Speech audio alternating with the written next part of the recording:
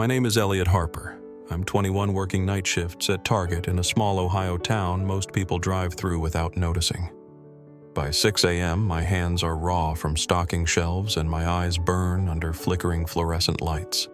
Home is a cramped apartment with peeling paint, a leaky faucet, and neighbors who scream at each other until dawn.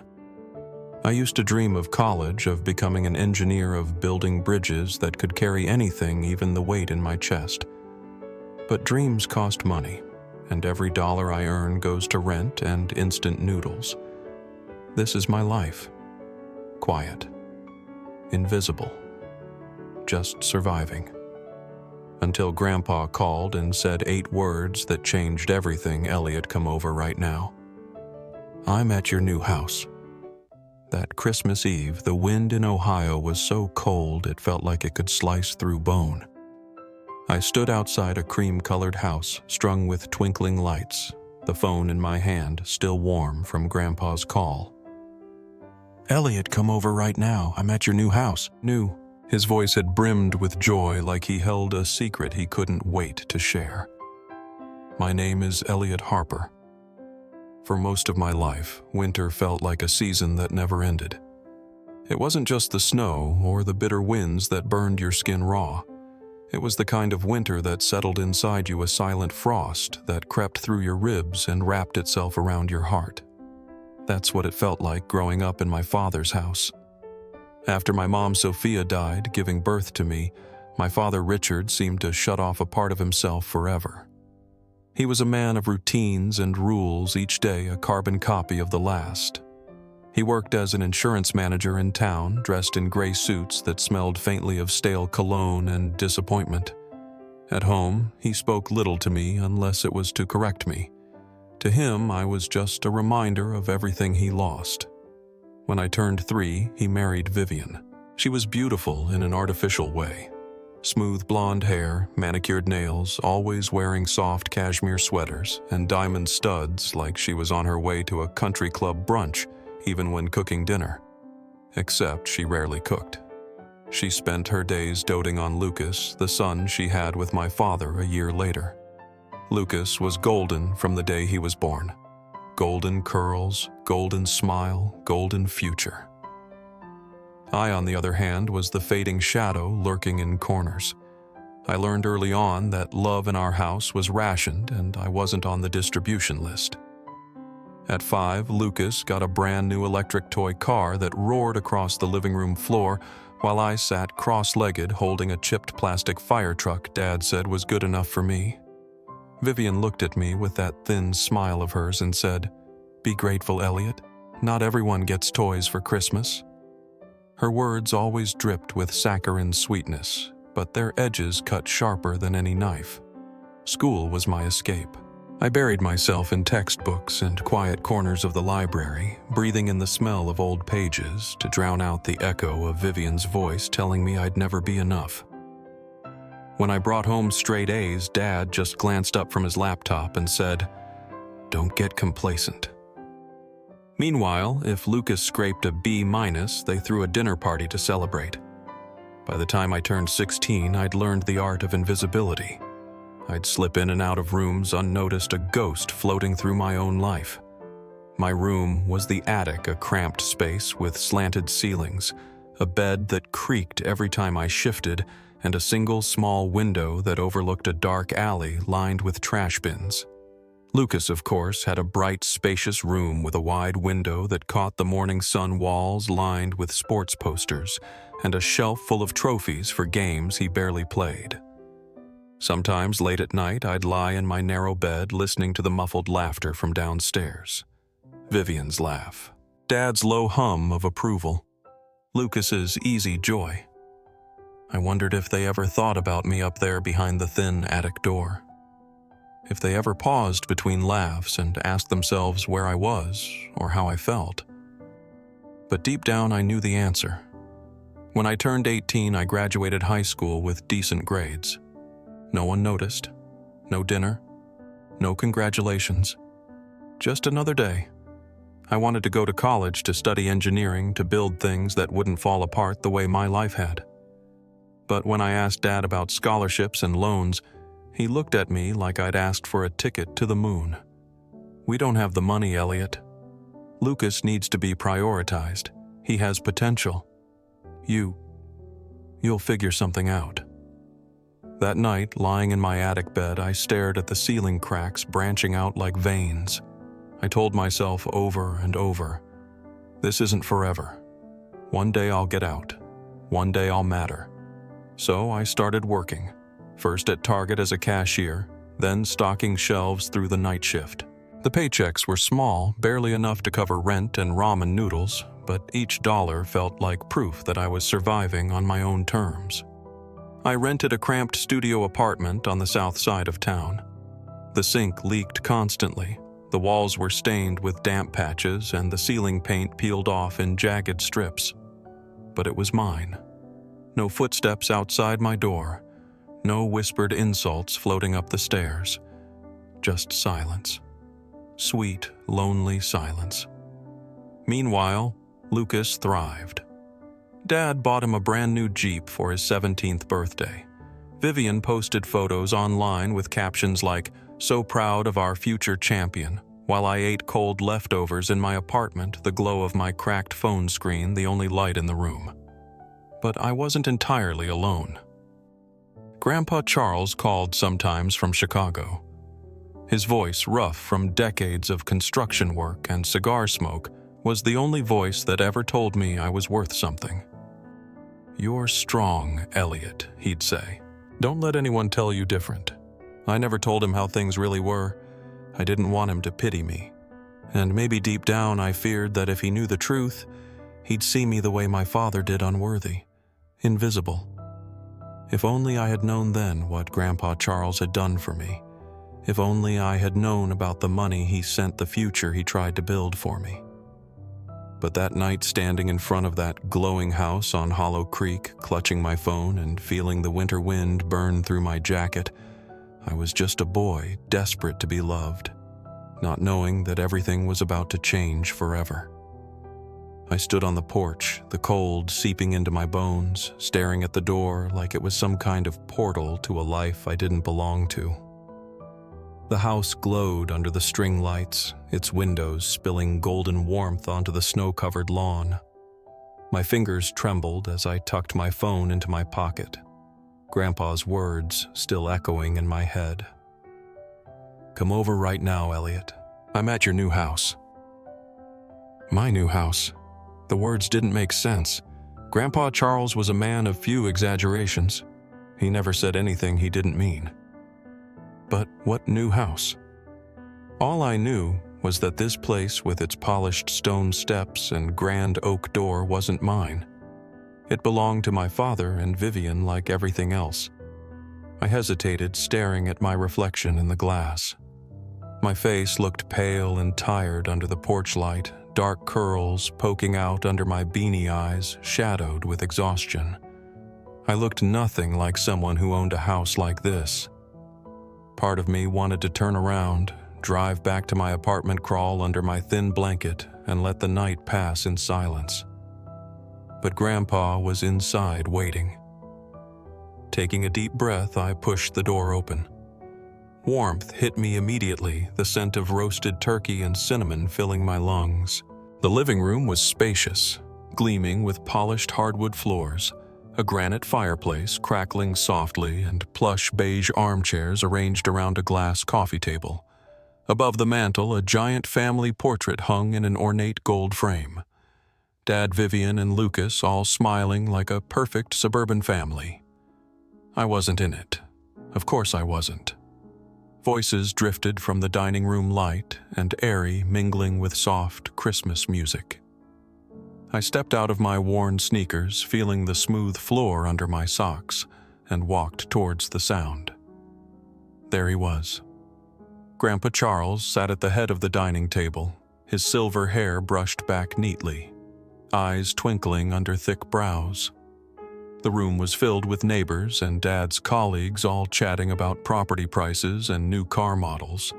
But Grandpa's gaze found mine instantly. His face broke into a smile so bright it made my chest ache. "Elliot," he called, standing up. He crossed the room in a few quick steps and wrapped me in his arms. The scent of his woody cologne mixed with cigar smoke wrapped around me like a memory I'd almost forgotten. For a second, just a second, the biting loneliness inside me melted. "There's my boy," he said, gripping my shoulders, studying my face like he was memorizing every detail. "How's life treating you?" I swallowed the lump in my throat, forcing a smile. "It's fine, Grandpa. Just working a lot." He nodded, eyes softening. "You're working too hard. That's why I wanted to surprise you tonight." My father Richard cleared his throat from across the room. He was wearing a crisp white dress shirt tucked into tailored navy slacks, sleeves rolled up just enough to look casual but controlled. He gave me a tight nod, his eyes flicking away before he turned back to his colleagues. Vivian sat beside him, sipping wine, her lips curling into a small, polite smile that never reached her eyes. Lucas was nowhere to be seen, probably upstairs, playing video games in his room with the massive flat screen and surround sound system Dad bought him last Christmas. Grandpa squeezed my shoulder and turned to the table. "Everyone, this is my grandson Elliot, the reason I came here tonight." A murmur of polite greetings rose from the guests. I nodded awkwardly, feeling like an imposter in my own skin. Grandpa gestured around the room, his smile wide. "Well, what do you think of your new house?" he asked, his voice brimming with pride like he'd just handed me the keys to a kingdom. My stomach twisted. I blinked at him, then at Dad, then back at Grandpa. My what?" I stammered. "Your house," Grandpa repeated, frowning slightly as if confused by my confusion. "I sent your father the money months ago. This is your house, Elliot, the house and the car I told him to buy for you to help you start college comfortably." The room fell silent. The clink of silverware, the murmurs, the Christmas music, all of it faded into a deafening hum in my ears. I looked at Dad. His face had gone, pale lips tightening into a thin line. Vivian's hand trembled slightly as she set her wine glass down, her smile frozen in place. I don't live here," I said quietly, my voice almost breaking. "I still live in my apartment." "I didn't know." Grandpa's eyes darkened, his jaw tightening as he turned slowly towards Richard. The hush that fell over the room was so thick I could feel it pressing against my chest. For the first time in years, I saw fear flicker across my father's face. And in that moment, standing there in the warm glow of the dining room while the winter wind howled outside, I knew that everything I thought I understood about my life was about to be ripped apart. For a moment, no one moved. The silence was so sharp it felt like glass ready to shatter at the slightest touch. Grandpa's gaze burned into my father, who shifted uncomfortably under the weight of it. Vivian cleared her throat and forced a brittle laugh. "Oh, Charles, you must have misunderstood," she said quickly, her voice dripping with practiced sweetness. "Elliot is well. He's always wanted to live on his own, you know. Independence builds character." Grandpa didn't even glance at her. His eyes stayed locked on mine. "Is that true, Elliot?" he asked softly, his deep voice vibrating with something dark and quiet. "You chose not to live here." I swallowed, feeling the room closing in around me. Every pair of eyes felt like a judgment. I opened my mouth, then closed it, unable to form words. My father's eyes flicked to me cold and sharp, silently commanding me to go along. "Tell him," Richard said, his voice low and controlled, but I heard the warning buried inside it. "Tell him you're happier in your apartment."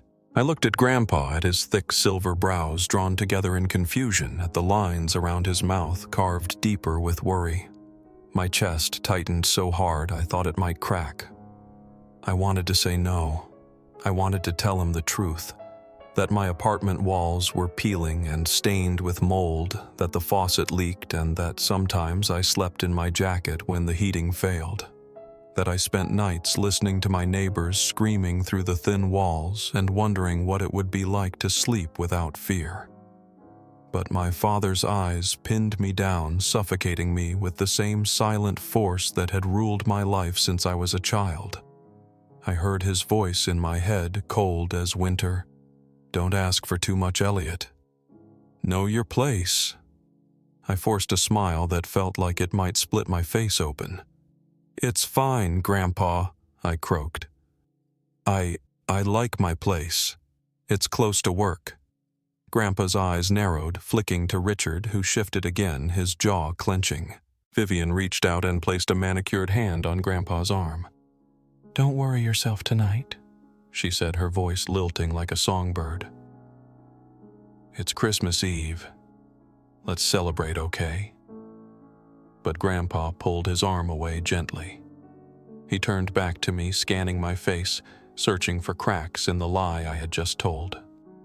My throat burned, and I looked down at the floor, unable to hold his gaze any longer. "All right," he said finally, his voice flat but trembling with restrained anger. "All right, Elliot, if that's what you want." Vivian smiled triumphant and raised her glass. "To family," she said brightly. Everyone around the table lifted their glasses with a murmur. I stood frozen, my hands hanging limp at my sides, wishing the ground would open up beneath me. As they toasted, I caught Grandpa watching me, his eyes dark and haunted. I wanted to scream, to rip the truth out of my chest and lay it on the polished hardwood floor for everyone to see. But my words felt trapped behind walls built long before I ever learned how to speak up for myself. That night, as the party carried on around me, I sat silent in the corner of the living room, staring at the flames flickering in the granite fireplace. The warmth didn't reach me. I felt cold, so unbearably cold, like the frost had seeped into my bones for good. I didn't know it yet, but that silence, my refusal to tell the truth, was about to cost me more than I could ever imagine. After dinner, the guests drifted out into the snow-lit night, their laughter echoing down the quiet street. Vivian waved them off with her perfect hostess smile. Richard retreated into his office without a word. Lucas never even came downstairs. I stood awkwardly in the living room, staring at the family portrait above the fireplace. My father in his tailored suit, Vivian in her pearl necklace, Lucas holding a football trophy, grinning like he'd won the Heisman. There was no space for me in that gilded frame. "Elliot!" I turned. Grandpa Charles was standing by the window, hands clasped behind his back, staring out at the falling snow. His broad shoulders seemed heavier than usual, his posture tense under his gray wool coat. "Come here, son," he said softly. I walked over, my chest tightening. He didn't turn to look at me. Instead, he kept his eyes on the snow swirling in the golden glow of the porch light outside. "You know," he began, his voice low and rough with age, "when your mother was your age, she used to love the first snow. She'd run outside without a coat, arms open like she could catch the whole sky." I swallowed hard. Every time he spoke about Mom, I felt like I was seeing her through a foggy window I could never wipe clean. "She was brave, your mother," he continued. "Gentle but brave. She believed people were good even when they weren't." He turned, then finally meeting my gaze. His eyes were dark with sadness, but there was fire behind them too, an anger I hadn't seen before. "Elliot, tell me the truth. Do you really live in that apartment because you want to?" The lie burned in my throat. I tried to swallow it down, but it was lodged too deep. My chest ached, my eyes stung. I shook my head. Grandpa's face tightened, his jaw clenching as he exhaled slowly. He placed a heavy hand on my shoulder, his grip warm and steady, grounding me in a way I hadn't felt since I was a child. "I'm sorry," he said, his voice breaking for just a moment. "I should have checked sooner. I trusted your father to do right by you. That was my mistake." I tried to speak, but no words came out. My throat felt raw, like every word I'd swallowed over the years had left scars on the way down.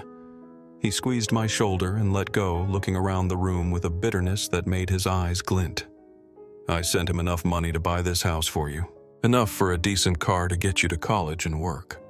I wanted you to have a foundation to build your life on." I stared at him, the world tilting under my feet. My knees felt weak. A house, a car, college, all of it. Mine. But he never told me, I whispered. "I know Grandpa said." His voice was quiet, but beneath it lay a thunder that threatened to break the walls around us. He chose to keep it for himself. The fireplace crackled behind me, the warmth brushing my back, but I felt cold. So cold. Like the little boy in the attic all over again, staring at the cracked ceiling, wondering why no one wanted him.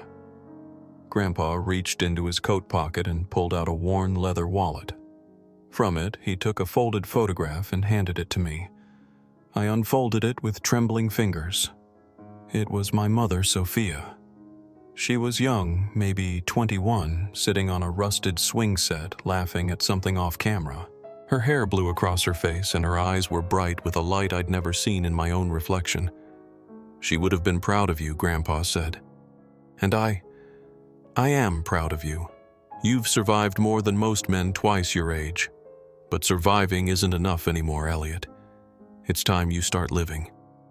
I clenched the photo in my hand, my vision blurring with unshed tears.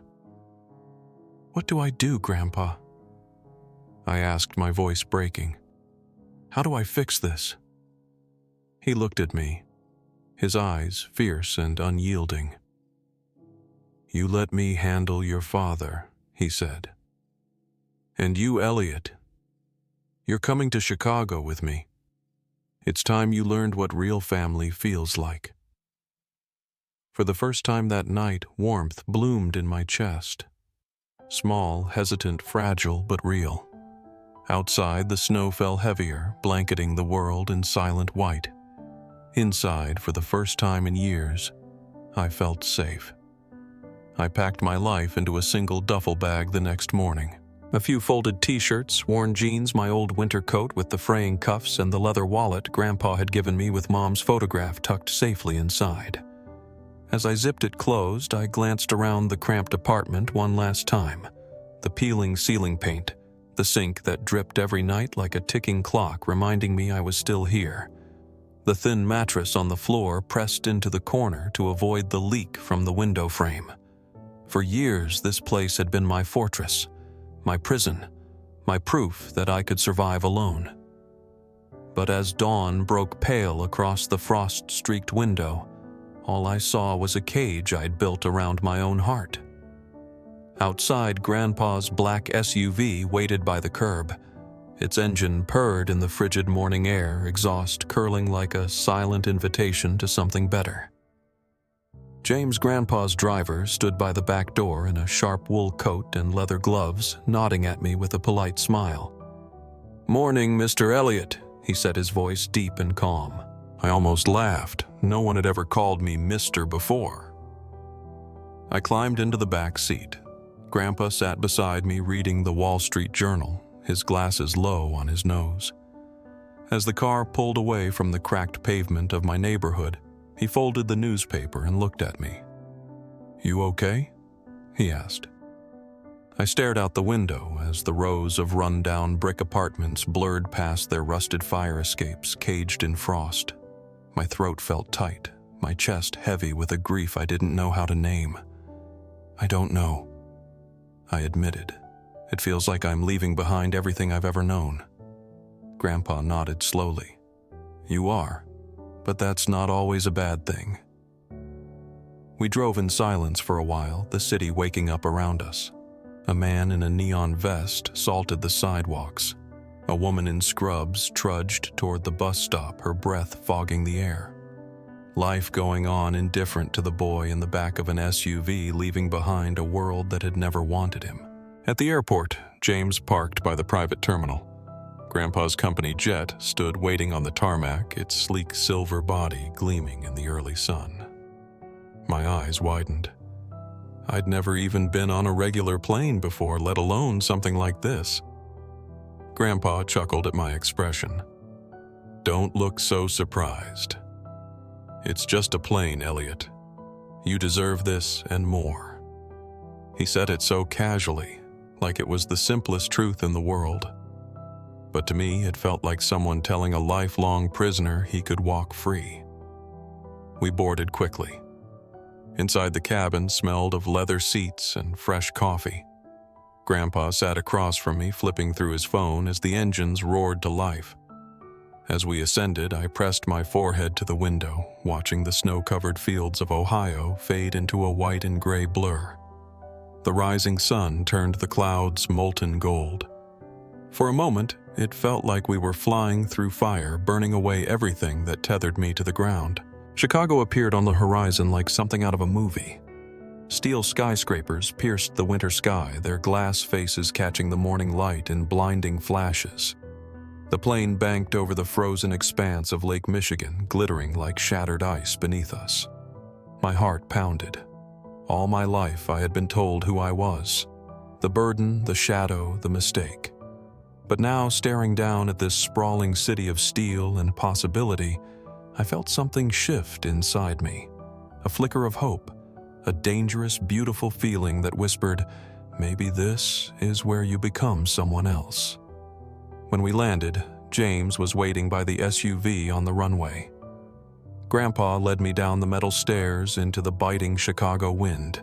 It cut into my skin sharp and electric, waking something dormant inside me. "Welcome home, Elliot," Grandpa said, placing a hand on my back. Home. It was a word I'd never truly understood. But as we drove through wide, tree-lined streets into a gated neighborhood where stone mansions rose behind wrought iron fences, I felt its weight settle into my bones. The SUV turned into a long driveway lined with ancient oaks. At the end sat a 3-story mansion of pale stone ivy clinging to its tall columns, black shutters framing massive windows glowing warm against the winter gray. It looked like something out of a dream I'd never dared to have. My breath caught in my throat. Is this your house?" I whispered. Grandpa chuckled softly. "Our house, Elliot." As the SUV pulled to a stop, I realized this was it. The moment my old life ended and a new one began. The moment I crossed the threshold from survival to something I'd never known before, possibility. I stepped out into the cold Chicago morning snow crunching under my boots, my heart pounding with fear and wonder. Grandpa's hand rested firm and reassuring on my shoulder. "Come on, son," he said. "Let's go inside. We have a lot to talk about." And for the first time in my life, I followed someone into a house knowing I was welcome there. Chicago was nothing like Ohio. In Ohio, the streets felt empty, lined with sagging power lines and rows of gray houses that all looked the same. But here, everything pulsed with purpose. People moved fast, their coats whipping behind them as they crossed streets under the shadows of glass towers that clawed at the sky. Even the cold felt different, sharper, cleaner, like it was cutting away everything unneeded. Grandpa's house was a palace compared to anything I'd ever known. Marble floors stretched across a foyer lit by an enormous crystal chandelier. Dark walnut bookshelves lined the walls filled with thick leather-bound volumes that smelled of old paper and polish. The windows were tall and arched, draped in heavy velvet curtains that muted the winter light to a soft golden glow. It felt unreal, like I'd stumbled onto a movie set and any second now someone would yell, "Cut," and send me back to my mold-stained apartment. "Make yourself at home," Grandpa said, leading me up the sweeping staircase to the second floor. "This room is yours." He pushed open a door, revealing a bedroom bigger than my entire old apartment. A king-sized bed sat against one wall, its navy comforter, perfectly smoothed pillows arranged in neat rows. Across from it stood a walnut desk with a brand-new MacBook, its silver body gleaming in the pale morning light. On the far side of the room, French doors opened onto a small balcony overlooking the frozen garden below. I dropped my duffel bag on the floor, my legs trembling. My throat burned with the effort of holding back tears. "Thank you," I whispered. Grandpa smiled, eyes softening. "You don't have to thank me, Elliot. This is what your life should have always been." But comfort wasn't something I slipped into easily. The next few days felt like walking through someone else's dream. Grandpa took me to his construction company headquarters downtown, a towering steel and glass building that gleamed above the Chicago River. People in tailored suits moved through the lobby with practiced urgency.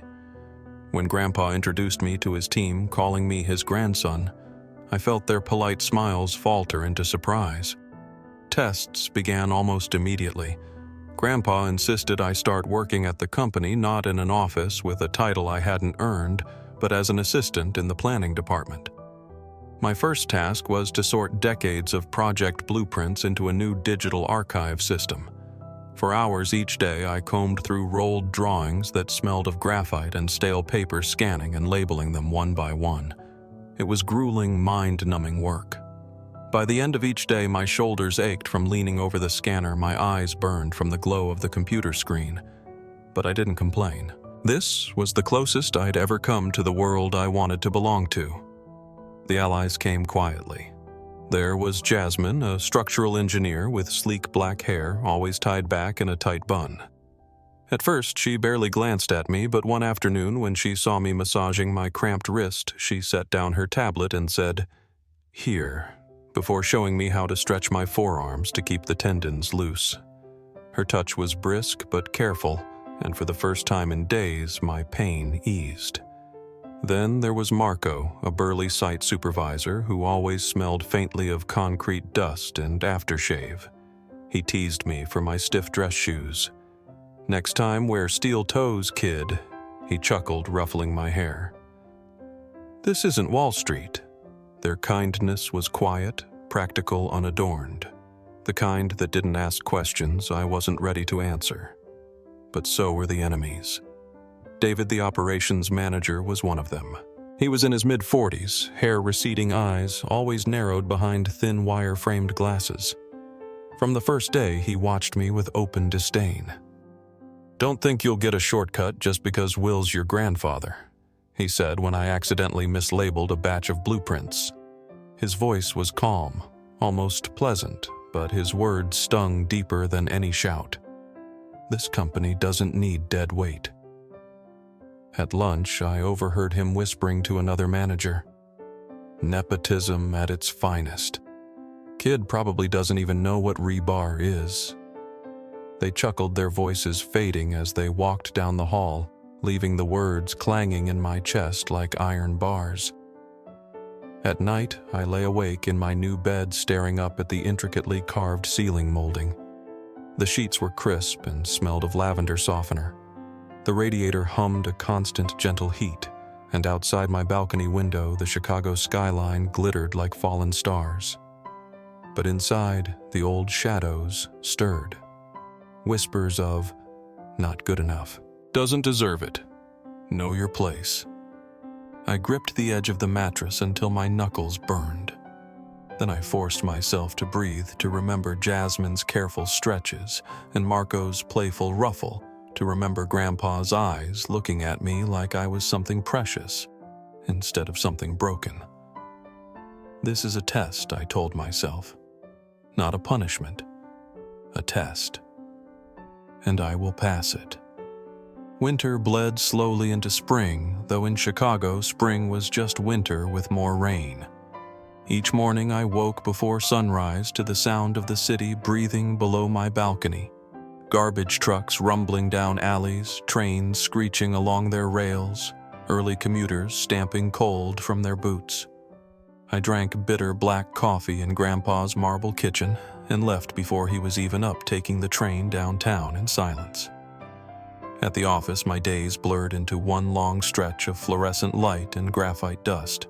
Jasmine started trusting me with blueprint markups, and Marco let me shadow him on site walks, where I learned to read rebar placement concrete pour sequences and steel beam labels.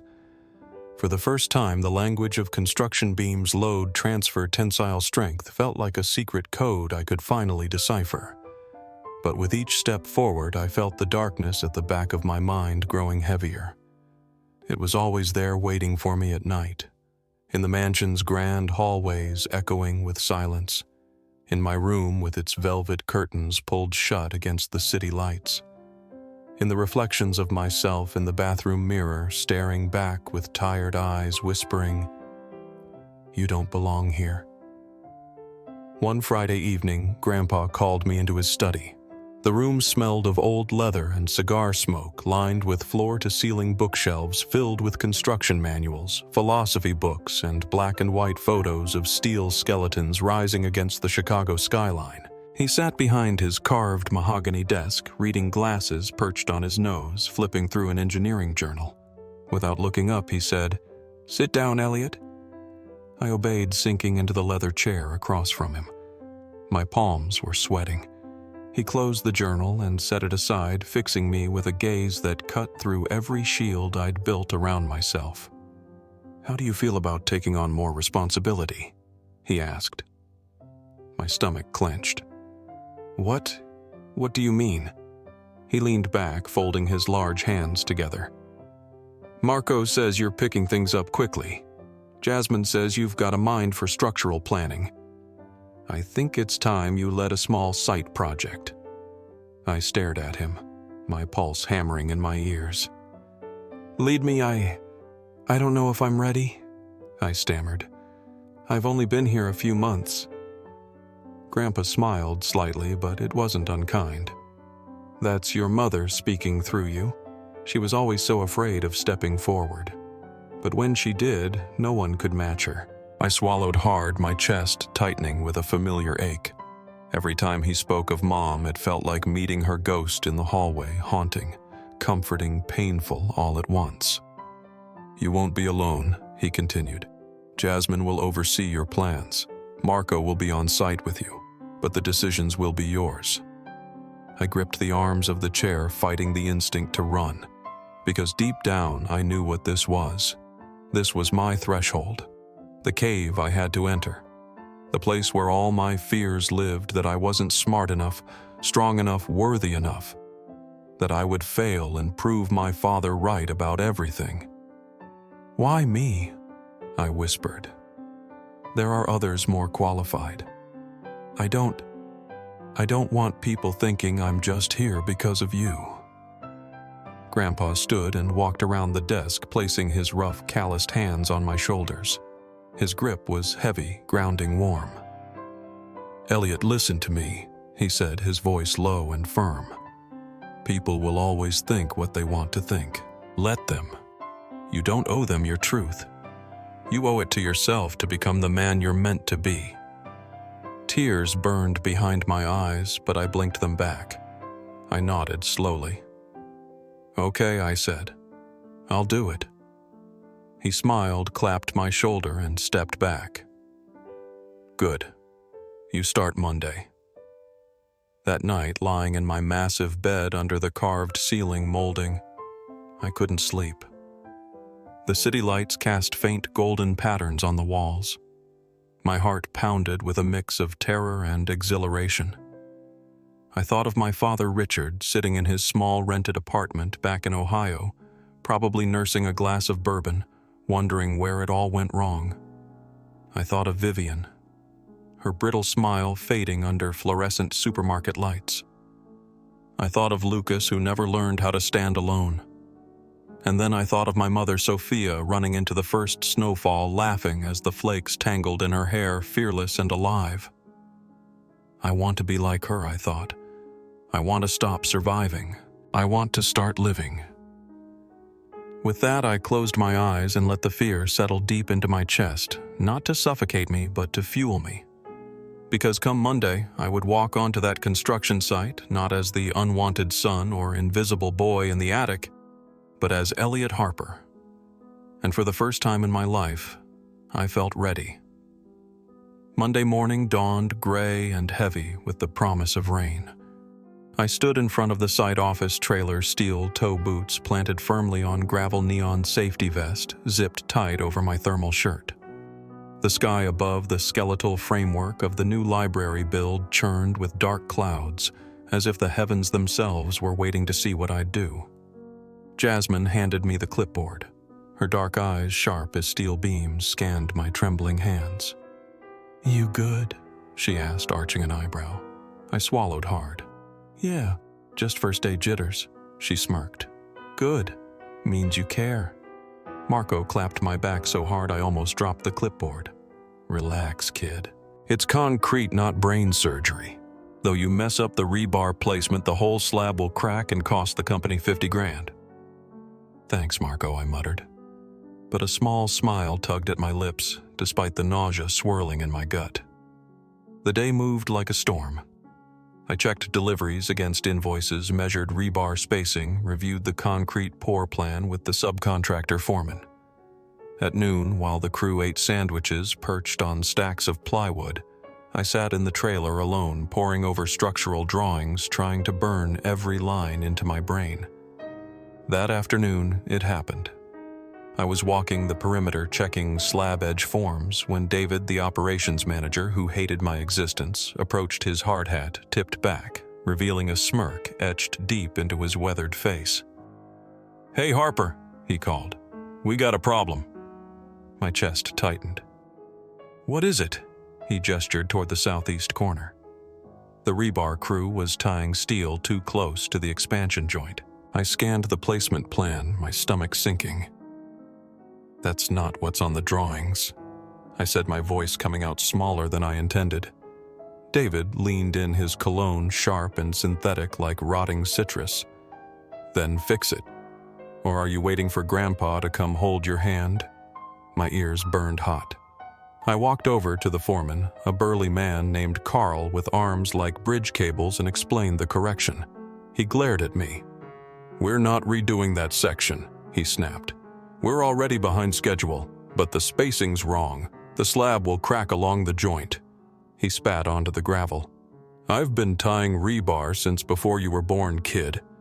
Get out of my way." Panic rose in my throat like bile. The old voices returned, dark and merciless. "Know your place, Elliot? Don't ask for too much. You're not good enough."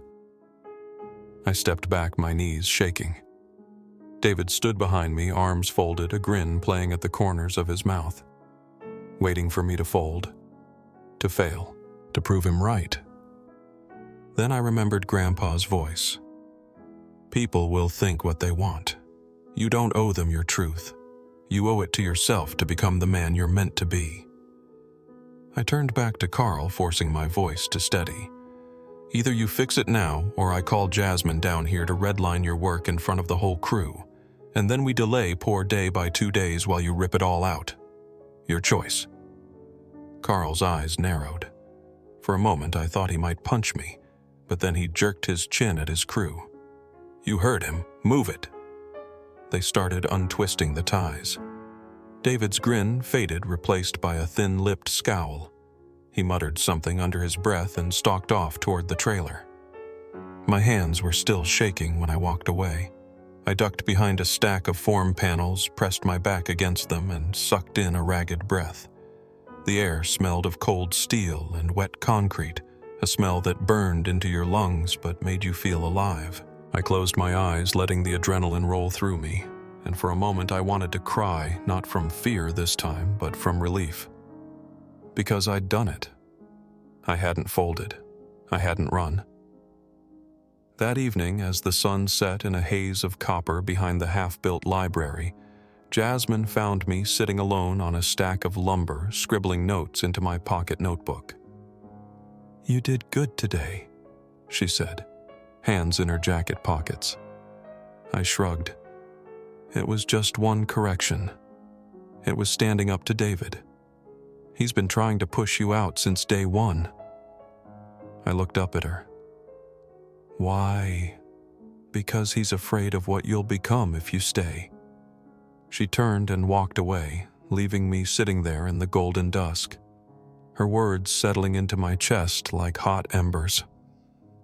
That night back in my room at Grandpa's mansion, I showered off the day's grit and lay down in bed exhausted but lighter than I'd felt in years. Outside, the city pulsed with lights and life. Inside, for the first time, I felt something stronger than fear blooming in my chest. Pride. I closed my eyes and whispered to the dark. I'm not my father's shadow anymore. I'm not just surviving. I'm becoming. And somewhere deep inside, I knew the real battles were still ahead. But tonight, for the first time in my life, I felt ready to fight them. The days that followed blurred into a rhythm of early dawns and late dusks. Each morning I woke before the city stirred, pulling on my work boots with hands still sore from the day before. And each night I fell into bed with the satisfying ache of a body used for something real. But something was changing. Slowly, almost imperceptibly, like the way winter melts into spring. People started seeing me differently. One afternoon, as I walked the site with Marco to inspect beam placements, he clapped a heavy hand on my shoulder. "You know, kid," he said, his rough voice softening, "when you first showed up, I thought you'd last a week. But you've got grit. Don't lose it." I smiled, swallowing the lump in my throat. "Thanks, Marco." And Jasmine, who never wasted words, paused as she reviewed my markup drawings one evening. She looked up at me, her dark eyes steady. "Good work," she said simply. But coming from her, it felt like being knighted. Even David, who spent weeks sneering at my every move, began keeping his comments to himself. One morning I caught him watching as I directed the crew to adjust a steel column alignment. Our eyes met briefly. He looked away first. That weekend, Grandpa called me into his study. Sunlight poured through the tall windows, illuminating dust motes dancing above his polished mahogany desk. He stood by the bookshelf, hands clasped behind his back, staring at an old framed photograph of a construction site from decades ago, a skeletal high-rise against a pale sky, men balanced fearlessly on narrow beams. "When I built that tower," he said without turning, "people called me reckless. Said a poor kid from Pennsylvania with no college degree had no business bidding on a project like that." He turned to me, his gaze sharp but warm. But I didn't let their words define me. I built it anyway. And it stood. Still stands today. He gestured for me to sit.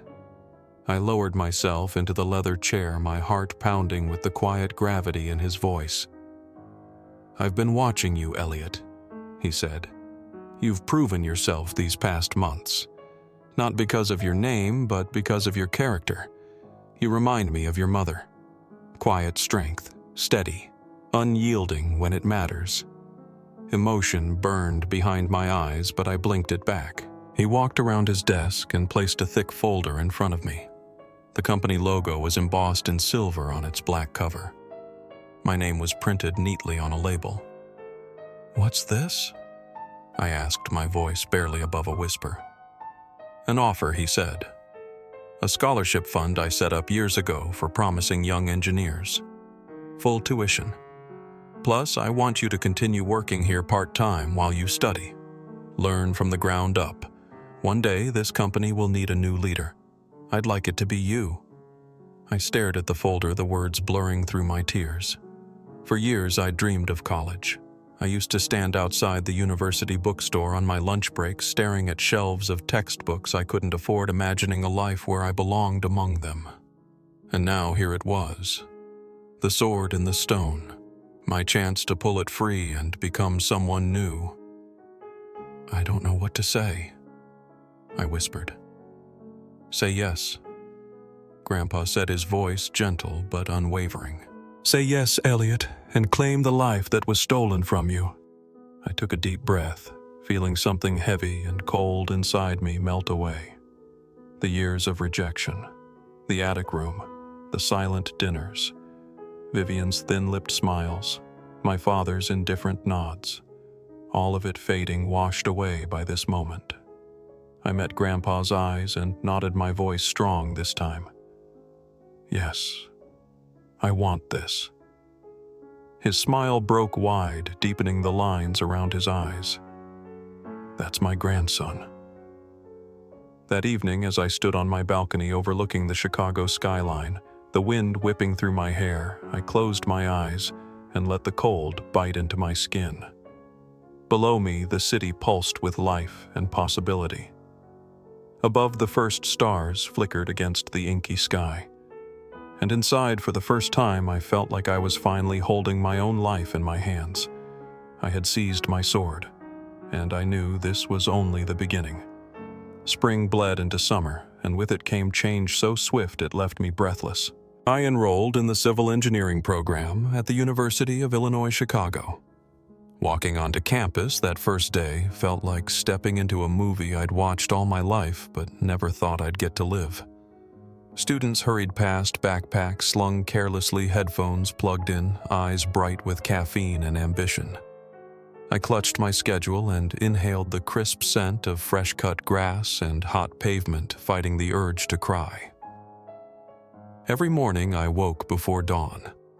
I'd make black coffee in Grandpa's gleaming marble kitchen, the city still asleep outside the floor-to-ceiling windows. Then I'd drive his old pickup. He insisted I use it to practice until I bought my own across the waking streets to campus.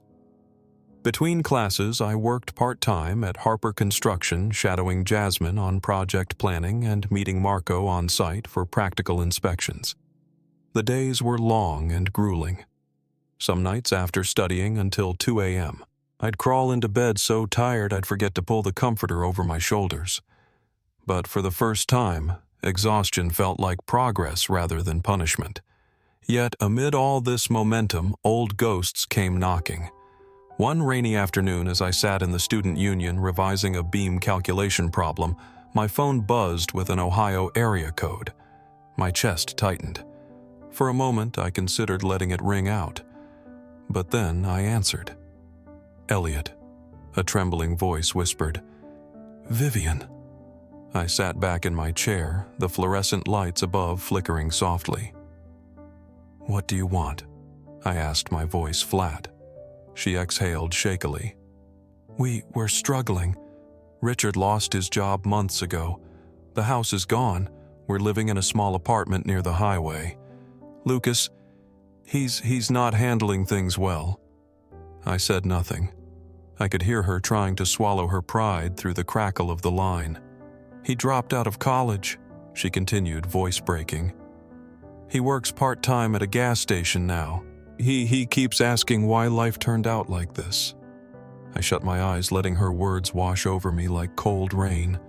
Why life turned out like this, as if life had simply dealt them an unfair hand instead of them stacking the deck against me all those years. "Elliot," she whispered, desperation leaking through every syllable. "Please help us. Help your brother."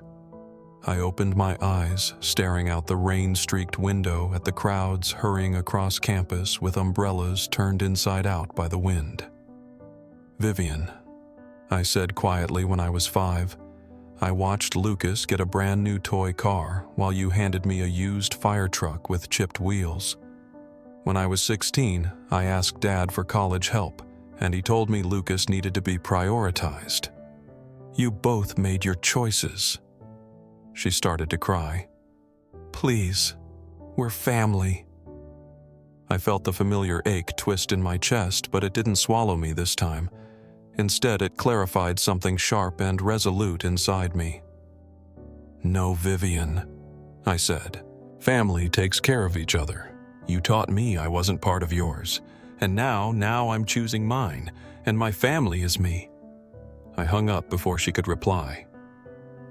That night, as I walked back to Grandpa's mansion, the Chicago wind whipping cold against my cheeks, I felt a strange stillness settle over me.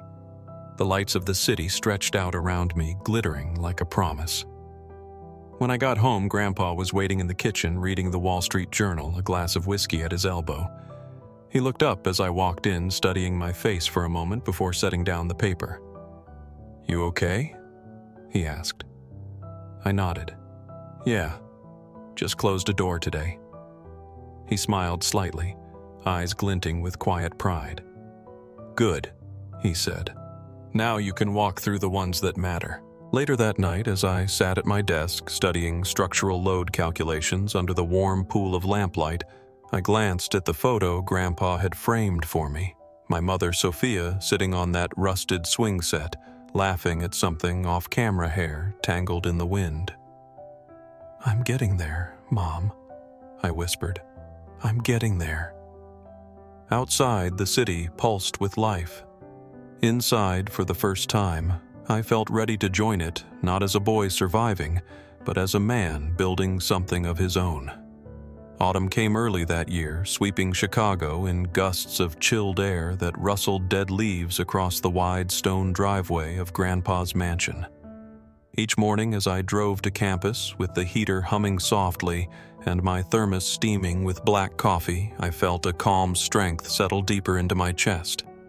It was the feeling of finally belonging somewhere. One late afternoon, as I was reviewing reinforced concrete shear calculations in the university library, my phone buzzed with an unknown Ohio number.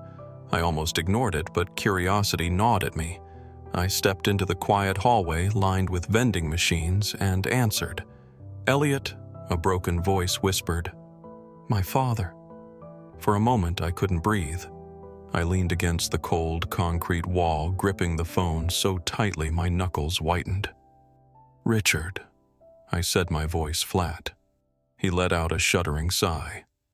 I didn't know who else to call. Silence stretched between us like a chasm. Then he spoke again, voice trembling with a shame I had never heard from him. We're losing everything."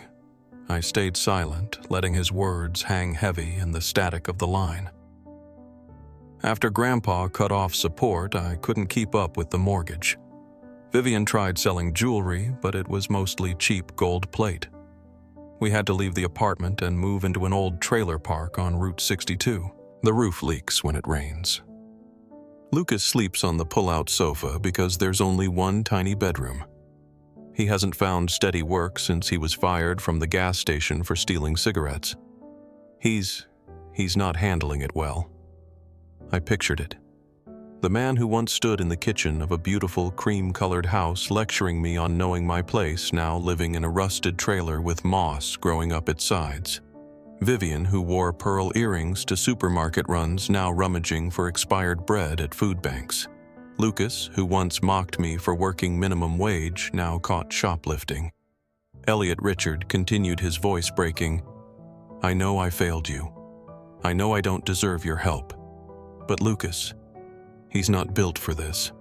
He talks about ending things. He says he doesn't see the point anymore." I closed my eyes, feeling an old ache bloom inside my chest. For a moment, memories threatened to pull me under. Lucas ripping the bow off my only birthday gift. Vivian's soft, venomous whispers, Richard's cold dismissals. But another memory rose stronger. Grandpa's voice. "People will think what they want. You owe it to yourself to become the man you're meant to be." "Where's Vivian?" I asked. "She cleans motel rooms now," he whispered, humiliation bleeding through every syllable. "Sometimes she brings home leftover pastries guests leave behind. That's dinner." I felt the floor tilt under me with the weight of his confession. For years I had fantasized about this moment when they would finally taste the bitterness they forced down my throat. But now that it was here, the taste was different. "Why are you telling me this?" I asked. "Because," his voice cracked, "because you're the only one who ever knew how to survive, how to stand back up." I opened my eyes, staring out the library window at the campus courtyard, where students hurried between buildings, laughter and autumn leaves swirling around them. My life was here now in a city that challenged me every day to be better, stronger, braver. "I can't fix your life for you, Dad," I said quietly. "You took everything Grandpa tried to give me. You left me to rot in a tiny attic while you bought Lucas cars and video games. You let Vivian treat me like dirt. And now you want me to save you." He started to sob softly on the line, a sound that might have once broken me, but now it only left me feeling hollow. "Please just talk to Lucas. He listens to you." I thought of Lucas, the golden boy who never had to fight for anything, now stripped of his throne, forced to see the world without his parents' filtered praise. Part of me pitied him. Another part whispered, "He needs this pain. It's the only teacher he's never had. I can't, I said. I'm sorry, Elliot. I ended the call before he could finish. That night, I returned to Grandpa's mansion under a sky ablaze with dying sunset. The city skyline rose behind me, steel and glass catching the last copper light. Grandpa was waiting on the balcony, leaning against the rail with a glass of whiskey in his hand. He looked at me over his shoulder as I approached. "You okay?" he asked. I nodded, breathing in the crisp evening air. "Yeah," I said. "Just let go of something heavy." He studied me for a long moment, then nodded back. "Good," he said softly, "because soon you'll need both hands to carry what's ahead." I leaned against the rail beside him, feeling the wind whip through my hair, tasting the coming winter in its cold bite. Below us, Chicago pulsed with life traffic lights blinking like distant constellations, sirens wailing through crowded streets, skyscrapers glowing like beacons in the dark. For the first time, I realized I wasn't just surviving anymore. I was building something.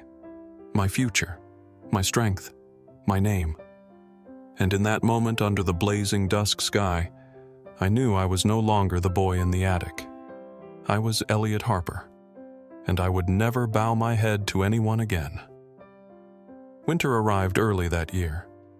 The Chicago wind howled down the streets, rattling windows and frosting sidewalks with ice. Finals week pressed down on all of us like an unrelenting weight, but for once I didn't feel crushed by it. Instead, I felt sharpened by every challenge. Each engineering calculation I solved, each blueprint markup I mastered, felt like another brick laid into the foundation of a future I was finally building for myself. Mia noticed the change in me before I even realized it myself. She was in my structural analysis class, always sitting 2 rows ahead. Her dark curls tied in a messy bun, oversized hoodie sleeves, covering her hands as she scribbled notes in neat block lettering. We started talking during lab one afternoon when I noticed she was reading The Art of Structural Design while waiting for the professor to arrive. "You like Calatrava?" I asked, surprised. She looked up at me with bright brown eyes that seemed to see straight through all my defenses. "I love his bridges," she said, smiling. "Strong, but beautiful. Kind of like hope, right?" That was Mia, always finding poetry in the most practical things. We began studying together. Late nights in the library, cups of burnt coffee between us, sharing silent companionship as we worked through equations and concept designs. Sometimes she'd tease me about how seriously I took my notes, flicking her pen against my wrist with a soft laugh. "You're allowed to breathe.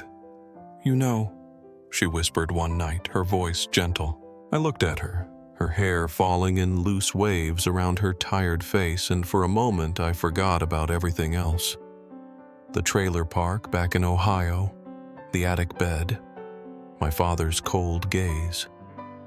There was only her and the quiet warmth that bloomed in my chest whenever she was near. The night after finals ended, we stood outside the library under falling snow, our breath fogging in the cold air. Street lamps cast golden halos around us, and for a moment, the world felt hushed as if holding its breath. Mia looked up at me, eyes glimmering under snow-dusted lashes. "You're different than when I first met you," she said softly. "How so?" I asked. She stepped closer, close enough that I could smell her shampoo vanilla and something floral. "You used to look like you were always bracing for impact," she whispered. "Now you stand like someone who knows where they're going." I let out a shaky breath, feeling something tighten and loosen in my chest all at once. "That's because I finally know who I am," I said. Then I paused, my voice catching. "And I think I finally know what I want." She tilted her head, smiling faintly. "Yeah. And what's that, Elliot Harper?" I hesitated, my heart pounding so hard it drowned out the city noise around us. Then I reached out and took her gloved hand in mine. It felt small and warm, grounding me to this moment, this life, this choice. "I want you," I said. The words trembled out of me, honest and unpolished. I don't know what the future looks like. I don't have everything figured out. But I know I want you in it. Her eyes softened, and for a second she just looked at me. Really looked at me as if memorizing every scar, every healed fracture inside me. Then she smiled, slow and beautiful, and leaned forward to press her forehead to mine. "I'm here," she whispered, "as long as you keep showing up too." Snow fell around us in silent flurries, landing on her dark hair like stardust. I closed the distance between us, kissing her softly. It wasn't a desperate kiss or one full of fireworks. It was quiet, tender, a promise slipped between two hearts, still learning how to be brave. When we pulled away, I rested my forehead against hers, my chest aching with something that felt like peace. That night, as I walked her to her apartment and then rode the train home through sleeping city streets, I felt a deep stillness settle inside me. The boy in the attic was gone. The shadow of my father's voice had faded. In its place was a man who knew his worth, and a heart learning for the first time how to love and be loved. When I reached Grandpa's mansion, the windows glowed warm against the midnight frost. Before going inside, I stood for a moment under the black winter sky scattered with stars breathing in the biting cold. I have come so far, I thought, and I'm only just beginning. Inside, Grandpa was asleep in his study chair, a book open on his chest. I draped a blanket over his shoulders, pausing to watch the steady rise and fall of his breathing. "Thank you," I whispered, though he couldn't hear.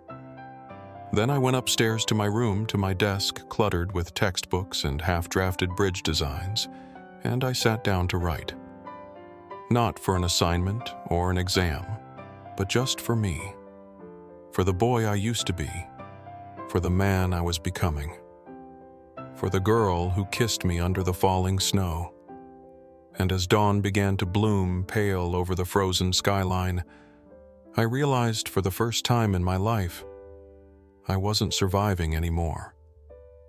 I was living. We've all felt overlooked, like we didn't matter even to the people closest to us. But Elliot's story reminds us our worth isn't defined by how others see us, but by how we choose to rise and rewrite our own story. If you've ever felt invisible, remember, light will find you as long as you don't give up on yourself. Have you ever felt like Elliot? Share your story below. I'd love to listen.